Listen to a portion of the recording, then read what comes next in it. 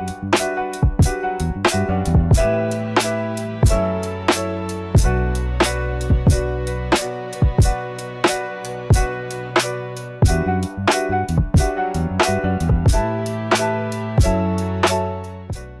listening to The Deep Dive, where AI voices break down big ideas. Every week, Nova and Echo guide you through the tools, trends, and thinking behind the AI revolution. No hype, no fluff, just smart conversations sparked by AI.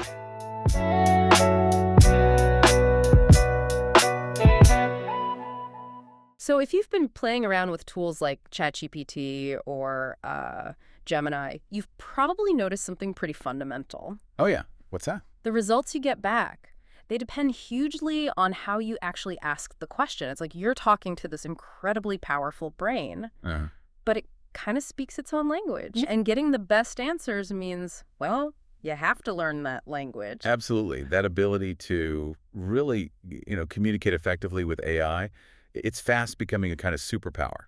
A superpower. I like that. It really is. Yeah. It's way more than just like typing a question into a box.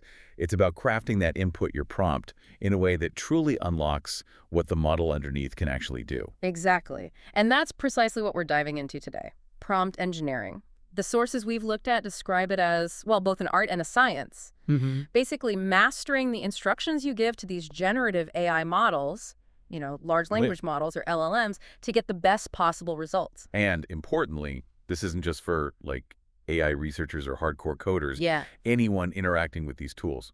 Like writing an email? Yeah, writing an email, trying to understand a dense document, maybe even starting to generate some simple code. You're doing prompt engineering whether you realize it or not. Right, because as all these sources make really clear, how you put together that request makes all the difference. A prompt that's poorly phrased, maybe too vague, or just lacks context. Yeah, it can lead straight to answers that are ambiguous, maybe inaccurate, or just, well, not what you actually needed. So the real goal here, based on what we're reading, is crafting the most effective prompt possible. That's the core of it. It's where you shift your interaction from just getting an answer to getting the right answer, the relevant answer, the most valuable answer. It's about really driving meaningful results from these AI tools. And our mission for this deep dive is to unpack a whole stack of fascinating sources on this. We've got foundational white papers like Prompt Engineering by Lee Boonstra. That's a good one. Practical tips from a prompt engineering cheat sheet. Strategic insights from places like Whitebeard Strategies and Neptune.ai, and even a really specific look at its impact in, say, tax from an EY study. Wow, okay, so a broad range. Exactly. We're going to try and pull out the most important nuggets from all of these, help you understand what prompt engineering really is, give you some practical ways to do it better right now, and explain why these, seemingly small details in your wording matter so much for unlocking AI's huge potential. Okay, let's unpack this. Sounds good. So let's start right at the beginning. What exactly is a prompt? What are its parts? Good question. Based on the sources, you can kind of think of it as having these core components. There's always the instruction, what you want the AI to actually do. Okay, the core task. Right. Yeah. But just as important, often, is the context you provide, background information, and sometimes even examples of the kind of input and output you're aiming for. And reading through all these different sources, one theme just comes up again and again and again, the power of specificity. This seems absolutely fundamental. It really, really is. Being crystal clear, highly specific about what you want to achieve, that's paramount. Avoiding vague questions is just crucial because these models, they're powerful, but they don't read your mind. Can you give us an example? Like, how does being specific actually change the outcome based on the sources? Sure. One source contrasted asking something really broad like, tell me about marketing. Okay, better vague. Yeah, versus a much more specific request. What are 3 innovative marketing strategies for small businesses selling handmade goods online? Ah, okay. Big difference. Huge difference. See how the second one guides the AI directly to the type of information you need? For a specific audience, a specific business model. Right. So it's not just asking a question, it's asking the right question with enough detail that the AI knows exactly where to sort of focus its massive knowledge base. Precisely. And breaking down complex questions into simpler parts, providing relevant context that also really helps the AI align its understanding with your specific needs. Okay, so specificity is key. What's another layer to crafting these prompts? Well, another layer involves refining the tone and the style of the response you want back. The language you use kind of sets the stage for the dialogue you're going to have. So, like, if I just ask, explain AI benefits, I might get a pretty dry, maybe list-like answer. Probably. But if you phrase it more like, can you share how AI makes businesses more efficient, maybe in a way a small business owner can easily understand. Ah, okay. You're inviting a different kind of response. Exactly. More conversational, more targeted, and several sources highlight this technique of defining a role for the AI. Oh, right, like telling it to act as something. Yeah, you can explicitly say, act as a travel guide, Yeah. or you are a seasoned financial analyst. Mm. And then you can even specify a tone, maybe humorous, formal, or really engaging. It gives the model a clear blueprint for the persona and the kind of expertise you want it to bring to the answer. That's clever. And designing with simplicity also came up a lot, keeping prompts concise, clear. Definitely. Easy for both you and the model to understand. Good rule of thumb.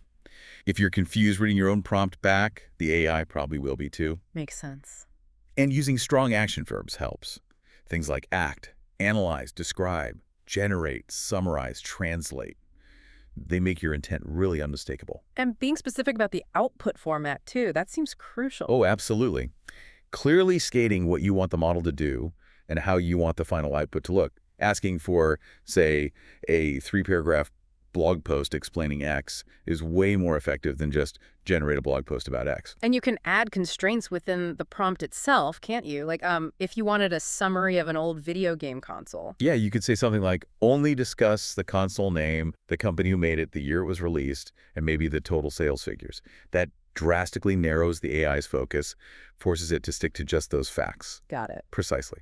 And controlling the length is another lever you have. How does that work? Well, sometimes you can set a maximum length in the model's actual configuration settings, often measured in something called tokens. Okay, tokens. We hear that word a lot. Can you quickly explain what a token is in this context? Yeah, good point. Think of a token as the basic unit of text the AI model processes. It's not always a full word. Oh. No, it could be a whole word like apple, or just part of a word like ing or est, or even just punctuation like a comma.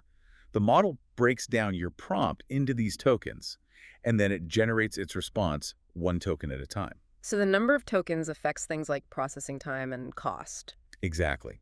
And when you set a max token limit in the configuration, it literally just stops generating tokens once it hits that number. Ah, so it doesn't make the response more concise, it just cuts it off. Precisely. It might stop mid-sentence, mid-thought even, if it reaches the limit. Yeah. So for true brevity, you often need to engineer the prompt itself to encourage shorter answers, not just rely on the token limit. That's a really useful distinction. So prompting for length, like explain quantum physics in a tweet-length message. Exactly. That's prompting for length directly. Okay. And one final tip that came up about crafting prompts, using variables. Ah, yes, variables. Super useful for prompts you plan to reuse. Instead of writing a slightly different prompt each time, you create a template, maybe with placeholders like city or product name. And then you just plug in the new info. Right, just swap in the new city or product. Saves a ton of time, especially if you're trying to integrate AI into some kind of application or workflow. Okay, so we've got the prompt text itself. Be specific, define the role, consider the format, length, maybe use variables. But you mentioned configuration. Right, because the sources also make it clear. It's not only about the words you use in the prompt. Mm-hmm. Once you choose a specific AI model, you also need to get a handle on its configurations. These settings can significantly control how the LLM generates its output, kind of behind the scenes. Okay, so beyond the words, there are these sort of dials and knobs that affect the AI's response style. You mentioned output length and tokens. What else is key? Well, the most significant controls really relate to how the model chooses the next token when it's generating text. How it picks the next word, Or basically. part of a word, yeah. Think of it like this. At every step in generating a response, the AI predicts the probability of thousands, maybe tens of thousands, of possible next tokens. These configuration settings influence how it actually picks one from that huge list of possibilities. And this is where we get terms like temperature, right? I've seen that setting. Exactly. Temperature is a big one. It controls the degree of randomness, or you could say creativity in the output. Imagine the model has its list of likely next tokens. Okay. With a low temperature, say close to 0 weight, the model becomes very deterministic. Yeah.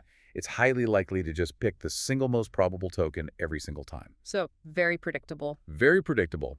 often factual, which can be good, but potentially less creative or interesting. Mhm. This approach is sometimes called greedy decoding. It always greedily picks the top option. Okay, and higher temperature. With a higher temperature, the model considers a wider range of possible tokens, even ones with lower probabilities. This injects more randomness. It can lead to more diverse, creative, or sometimes unexpected results. So low temp for facts, high temp for maybe brainstorming or fiction. That's a common way to think about it, yeah. Yeah. But it's a spectrum. Then you have top K and top P. Are they Yeah. similar? Yeah, I've seen those too. What do they do? There are other ways to manage that choice of the next token to kind of narrow down the options before the selection happens. Okay. So top K restricts the choice to only the top K most likely tokens. If K is, say, 10, the model only even considers the 10 most probable next tokens, ignoring everything else, even if token number 11 is still pretty plausible. So lower K means more restrictive, more factual, maybe higher K allows more variety. Generally, yes. Yeah. And top K set to 1 is basically the same as that greedy decoding or temperature 0. It just picks the single best option. Gotcha. And top Top P, sometimes called nucleus sampling, is a bit different. It restricts the choice based on cumulative probability. It selects tokens starting from the most probable one and keeps adding the next most probable ones until their combined probability reaches a certain threshold, P. Okay, say P is 0.9 or 90%. The model looks at the top tokens, adds up their probabilities, and stops considering options once the total probability hits 90%. It only picks from that nucleus of top choices. So temperature is like turning up randomness across everything, while top K and top P are more like focusing the choice within a pool of the most likely options first. That's a pretty good analogy for practical purposes, yeah. And what's really fascinating, and the sources definitely highlight this, is how these settings interact. They're not totally independent. Not always. Setting one control to an extreme can sometimes make the others irrelevant. Like, if your temperature is 0, the model will pick the single most probable token, period. Doesn't matter what your top P or top P settings are at that point. Right. And here's where it gets really interesting. One source pointed out that having more freedom, higher temperature, higher top K or top P can sometimes lead to text that's actually less relevant or even kind of nonsensical compared to your prompt. Absolutely. It's a real balancing act. Finding the right configuration settings is just as much a part of prompt engineering as crafting the words, especially when you're switching between, say, needing factual summaries versus generating creative ideas. You need to understand these hidden levers. Okay, so we've got the basics of prompt words and these configuration settings. Now let's get into some of the more advanced techniques the sources talked about. Right. These often leverage kind of deeper insights into how LLMs actually process information to get better results, especially for complex stuff where a simple prompt might just fall short. One of the simplest is probably zero-shot prompting. That's just asking it cold. Pretty much. You just state the task, give it the input data, no examples. Yeah. For a lot of common tasks, that works reasonably well. But, as one source mentions, for more nuanced things, maybe like classifying a movie review that uses tricky language, like calling a film both disturbing and a masterpiece in the same breath. Yeah, that's ambiguous. Exactly. Zero-shot might struggle there without a bit more guidance on how you wanted to interpret that. And that's where few-shot prompting comes in. Precisely. Few-shot builds directly on zero-shot. You provide a few examples, just a handful, of the desired input-output pairs right there in the prompt before you give it the real input you want processed. So you show it the pattern first. Exactly. It gives the model a clear pattern to follow. And a useful tip from the sources for classification tasks. Mix up the order of the classes in your examples. What do you mean? Like, don't always put the positive example first, then the negative one. Mix them up. Positive, negative, negative, positive. That way, the model learns the concept of positive versus negative, not just the sequence you happen to put the examples in. Ah, smart. Avoids it just learning a superficial pattern. Okay, what about system prompting? System prompting is interesting. It's about giving the model additional instructions, often at the very beginning, about how it should behave or structure its output, not just what the content should be. Like setting the rules of engagement. Kind of. You could tell it, always respond in JSON format, or adopt a polite and formal tone throughout our conversation. One source specifically mentioned that forcing an output format like JSON can be really powerful. Why JSON specifically? Because it imposes a strict structure. It can help limit the AI's tendency to hallucinate or add extra conversational fluff that you don't want, especially if you're feeding the output into another program. Right, makes it machine readable. And role prompting, which we touched on, that's basically a type of system or contextual prompt. Yeah, it's setting the context by defining a persona. And contextual prompting more generally just means providing background info that the model should treat as its main source for the answer. So instead of just using its general training data. Exactly. Super important if you want it to answer based on a specific document you provide or recent information it wouldn't have been trained on. You give it the context it needs. Okay, step back prompting sounded really intriguing. How does that one work? Yeah, it's a clever technique. The idea is, before you ask your main specific question, you first prompt the LLM to answer a more general question related to your task. A pre-question. Sort of. Then you take the AI's answer to that general question and use it as context in a second prompt where you ask your actual specific question. Okay, give me an example. A source used generating a video game storyline. Instead of just asking for the storyline directly, you might first ask the AI something like, what are some generally engaging themes or narrative structures found in successful sci-fi adventure games? Okay, so you get some general ideas first. Right. Then you take those themes the AI generated and you feed them back into a second prompt, like generate a specific storyline for a sci-fi adventure game using the following themes. Paste the themes here. Ah, I see. You're kind of helping the AI activate the right knowledge or concepts before it tackles the specific creative task. Exactly. Helps it build a better foundation, primes it with relevant ideas. That's really neat. Now, chain of thought, or COT, that seems to be everywhere. What's the deal with that? COT is definitely one of the most impactful recent techniques. The core idea is instructing the LLM to generate intermediate reasoning steps, to literally think out loud before it gives you the final answer. And how do you trigger that? Often, it's surprisingly simple. Just adding a phrase like, let's think step by step, to your prompt can be enough, especially for tasks that need multi-step reasoning, like math problems or complex logic puzzles. So you're basically just asking the AI to show its work, like in school. Exactly. And the sources show this clearly indicates it significantly improves the reasoning abilities of these models, especially on tasks where they might otherwise jump to a wrong conclusion if just asked for the answer directly. Asking it to break down the thinking force is a more deliberate process. What are the pros and cons of chain of thought? Well, the pros are pretty big. Better reasoning, obviously. Plus, you get interpretability. You can actually see how the AI got there, which helps you trust the answer or spot errors. And it's often low effort to implement, just adding that simple phrase. And the downsides. The main cost is more output tokens. Because it's generating all those reasoning steps plus the answer, the response takes longer and can be more expensive depending on how you're accessing the AI.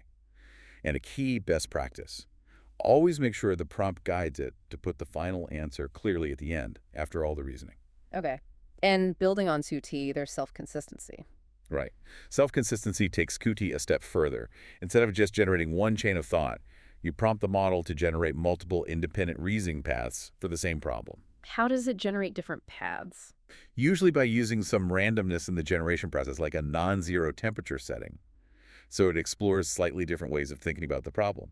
Then it looks at the final answers produced by all these different paths and picks the most common one. Exactly. It selects the answer that appears most consistently across the different reasoning attempts, often using a kind of majority vote. Ah, okay. Right. Like getting several different experts to solve the same problem and seeing which answer most of them agree on. That's a great analogy. It's more computationally intensive, obviously, because you're generating multiple full responses. Right. More tokens again. But it significantly boosts accuracy and coherence, especially for really complex reasoning tasks where a single path might easily go wrong.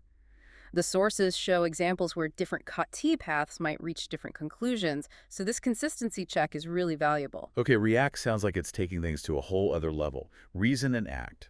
Yeah, React Reason and Act is a really fascinating paradigm shift. It actually allows LLMs to interact with external tools. Like what kind of tools? Things like search engines, databases, even code interpreters. It works in this thought-action loop. Yeah. The LLM first reasons about the problem. That's the thought.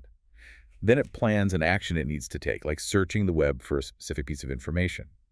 It then performs that action using the tool. It observes the result it gets back from the tool, and then it updates its reasoning based on that new observation before planning the next action. Wow. That really does sound like how humans solve problems. We think, we try something, we see what happens, we adjust our thinking. It absolutely mimics that process. Mm. And it's seen as a big step towards creating more autonomous agent models. The sources give some powerful examples, Like what? like asking the AI for the total number of children of all the members of the band Metallica. Okay, tricky. A standard LLM might just guess or hallucinate that. Exactly. But a React agent would first reason that it needs a list of current band members. Then it would plan and execute a search query to get that list. Let's say it gets back Hetfield, Ulrich, Hammett, Trujillo. Then, for each member, it would reason it needs to find out how many children that specific person has.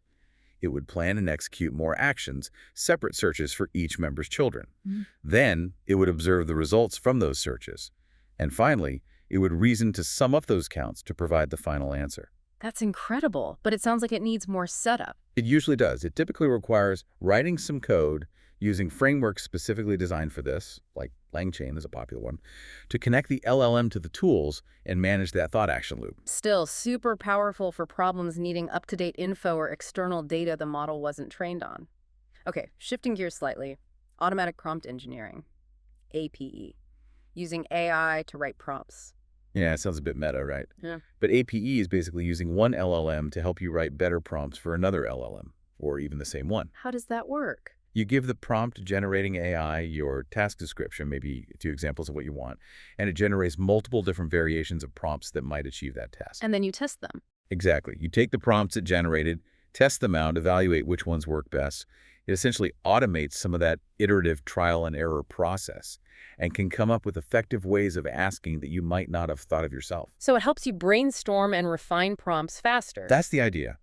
The example of generating different prompt variations for ordering band merchandise t-shirts was a good illustration. It explores different phrasings and structures. Cool. And finally, code prompting. This is specifically using LLMs to help developers. Absolutely. LLMs are becoming really powerful co-pilots for programmers. You can prompt them to write code snippets for you, maybe translating a command from one language like Bash into another like Python.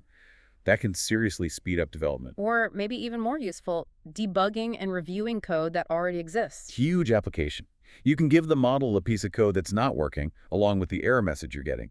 A well-engineered prompt can guide the AI to not only identify the bug, but also explain why it's happening and provide the corrected code.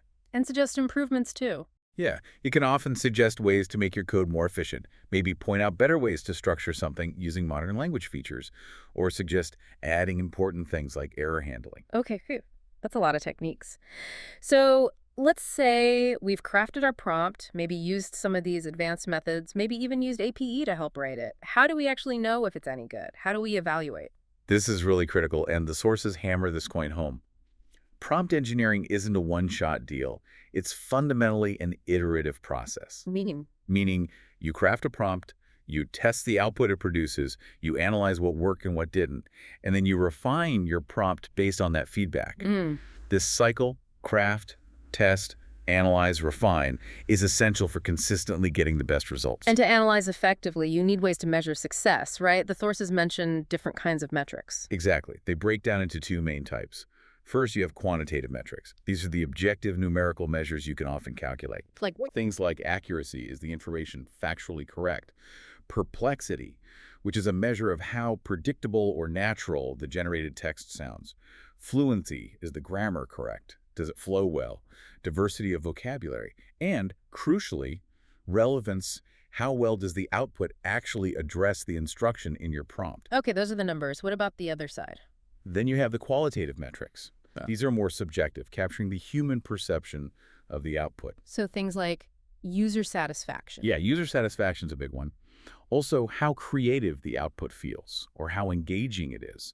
You often gather this kind of feedback through surveys, user testing, or even just your own judgment if you're the one using the AI. And one source made a really important point about the nuance here. The quantitative metrics, the numbers, they give you data, but they don't always tell the whole story. Absolutely not. A prompt could score really well on, say, fluency and perplexity, but the output might still feel flat, unhelpful, or just off to a human user. So you need a balance. Definitely. You need the data from the quantitative metrics to understand objective performance, but you absolutely need the qualitative human perspective to know if the prompt is truly effective for its intended purpose. And remember, the best value for a metric totally depends on your goal. How so? Well, if you're prompting for a creative story, you might want higher diversity and maybe higher perplexity because it indicates less predictability, more originality. But if you're prompting for a concise summary, you'd aim for low perplexity and very high relevance. It sounds a bit like A/B testing, like they do for websites. It's exactly like that. You can apply the same principle. Create 2 different prompt variations designed to achieve the same task, run them both, collect your metrics, both quantitative and qualitative, and see which one performs better against your specific goals. It's a great way to iterate effectively. And what about when things don't work? Because prompts aren't always going to be perfect on the first try. Embracing learning from failures is absolutely key. Analyzing why a particular prompt didn't produce the desired output is just as valuable, maybe even more valuable, than understanding why another one did work. So every failed attempt is still useful data. Exactly. It provides information you can use to refine your approach, maybe tweak the wording, add more context, or try a different technique. It's all about experimentation and adapting based on the results. And throughout this whole iterative cycle, the sources strongly recommend documenting everything. Oh, this is a crucial best practice, especially as you move beyond just casual chatting with an AI. Keep detailed records. Like a lab notebook. Kind of. You want to record what was the specific goal of this prompt? Which AI model were you using? What were the exact configuration settings? Temperature, top K, top E token limits? What was the precise text of the prompt you used? What iteration number was this attempt? And crucially, how well did the output perform against your chosen metrics? That sounds like a lot of work, but why is documenting so vital? Several reasons. It helps you systematically track your progress. It helps you understand which variables, the prompt wording, the config settings, are actually impacting your results. It's essential for debugging when things go wrong unexpectedly. It allows you to revisit and reliably reuse or build upon successful prompts later. And models change over time too, right? They do. Models get updated, their behavior can subtly shift. Having a clear record helps you navigate those changes. Plus, even running the exact same prompt multiple times can sometimes yield slightly different outputs due to the probabilistic nature of token generation. Documentation helps you manage and understand that variability too. Okay, so this whole process, crafting, configuring, testing, iterating, documenting, it's not just like an academic exercise. It has real impact. Absolutely. Prompt engineering makes a tangible difference in real-world professional settings. And the sources included that fascinating EY study applying these techniques specifically to generative AI for tax tasks. That's a field where precision and complexity are paramount. Exactly. And what did they find? They found that applying these prompt engineering techniques led to, on average, a 14% increase in the overall quality of the Gen AI output for the tax task they tested. Wow. 14% improvement just from changing how they asked the AI. That feels pretty significant. It really is. And they dug deeper, looking at different types of tax tasks. Yeah. The biggest improvement, a 28% jump, was seen in tax research. Why there specifically? Well, it makes sense, right? Tax research often requires complex reasoning, synthesizing information from multiple sources, understanding nuance, areas where structured prompting techniques like providing context or guiding the reasoning can really help the AI's thought process significantly. And where was the impact smallest? On summarization tasks, only about a 1% improvement there. Which suggests? It suggests the baseline models, like GPT-4, which they used, were already pretty good at summarizing, even with basic prompts. There just wasn't as much room for improvement in that specific area. What about data quality metrics? Things like making sure the AI's output is traceable, which must be critical in tax. Huge finding there. Traceability, being able to see how the AI arrived at an answer and what sources it used, saw a massive 50% increase with prompt engineering. That's incredibly important for compliance, for auditing, for validating the results. 50%? That's huge. And correctness. Correctness and precision saw a smaller but still positive 6% increase. This kind of suggests the base models were already quite accurate factually, but the prompt engineering helped ensure the reasoning was clearer and the sources were explicit, leading to that massive jump in traceability. And which specific techniques worked best in that EY study? Any standouts? Yeah, they found few-shot prompting led to a 23% average improvement across tasks, and using persona prompts, telling the AI to act as a specific expert, resulted in a 22% increase. So giving clear examples or defining a specific role seems really powerful for these kinds of complex, domain-specific tasks. It really highlights that, although one almost surprising finding from the study was that models like GPT-4 are actually quite competent in tax work, even without specific prompt engineering efforts. So the baseline is already pretty strong. It seems so, yes, which underscores just how powerful these models are becoming. But, and this is a key takeaway, prompt engineering is what takes that baseline competence and significantly enhances it. It makes the output more reliable, more relevant, more traceable, and ultimately much more useful for specific, demanding professional tasks.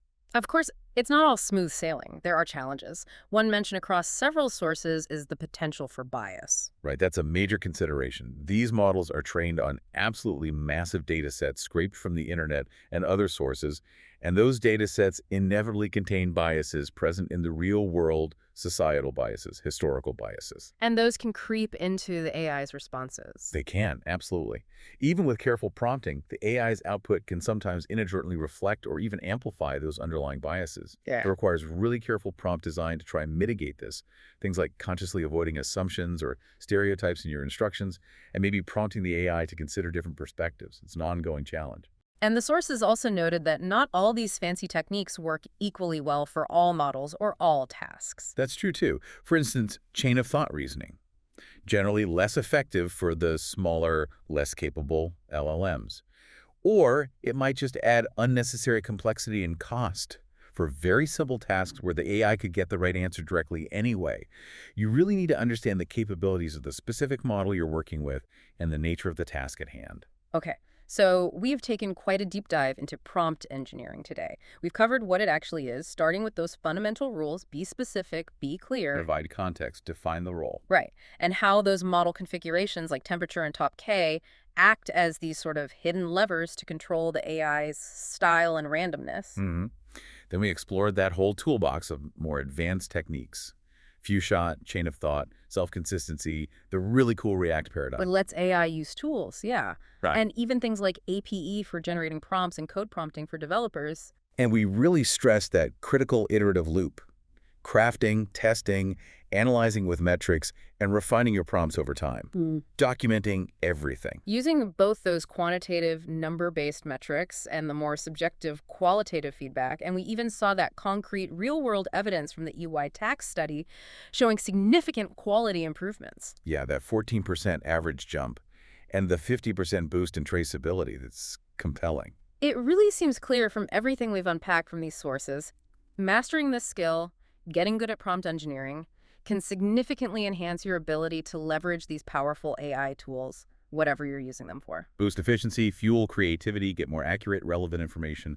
It touches everything. It really does make you think, doesn't it? It feels like such a small thing sometimes, just, changing a few words you use to talk to a computer. Right. Seems almost trivial. But the evidence we've seen today shows just how much these simple adjustments or providing the right context or applying these specific techniques can fundamentally transform what the AI produces. The quality, the relevance, the usefulness. It's a huge lever. So given that this interaction with AI is really just a form of communication, and we've seen how incredibly sensitive AI can be to the nuance of our language, the structure of our requests, what does this all mean for how we should approach any form of communication, whether it's with an AI or maybe even with each other? What stands out to YU after digging into all this? That's it for this deep dive. Thanks for exploring with us. If you learned something new or sparked an idea, don't forget to like, comment, and subscribe. Got a topic you want Nova and Echo to break down next? Drop it in the comments. Until next time, keep prompting, keep building, and keep doing it with AI.